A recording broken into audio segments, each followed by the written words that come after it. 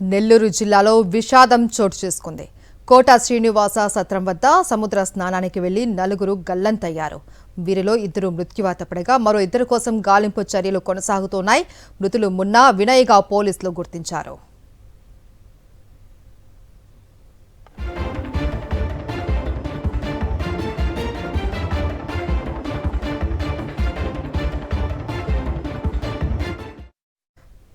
నెల్లూరు జిల్లాలో విషాదం చోటు చేసుకుంది. కోట శ్రీనివాస సత్రం వద్ద సముద్ర స్నానానికి వెళ్లి నలుగురు గల్లంతయ్యారు.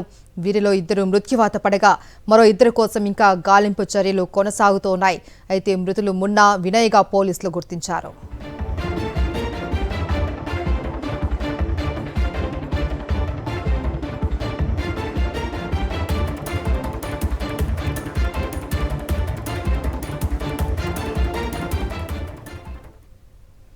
నెల్లూరు జిల్లాలో విషాద సంఘటన చోటు చేసుకుంది. కోట శ్రీనివాస సత్రం వద్ద సముద్ర స్నానానికి వెళ్లి నలుగురు గల్లంతయ్యారు. వీరిలో ఇద్దరు మృత్యువాత పడ్డారు. మరో ఇద్దరి కోసం గాలింపు చర్యలు ఇంకా కొనసాగుతున్నాయి. మృతులు మున్నా వినయ్గా పోలీసులు గుర్తించారు. మరింత సమాచారం మా ప్రతినిధి లోకేష్ అందిస్తారు. లోకేష్, నెల్లూరు జిల్లాలో తీవ్ర విషాద ఘటన చోటు చేసుకుంది. ఇద్దరు మృతి చెందారు. మరో ఇద్దరు కోసం ఇంకా గాలింపు చర్యలు కొనసాగుతున్నట్లు తెలుస్తోంది. ఆ ఇద్దరు ఆచూకీకి సంబంధించి ఏమైనా డీటెయిల్స్ తెలుసాయా?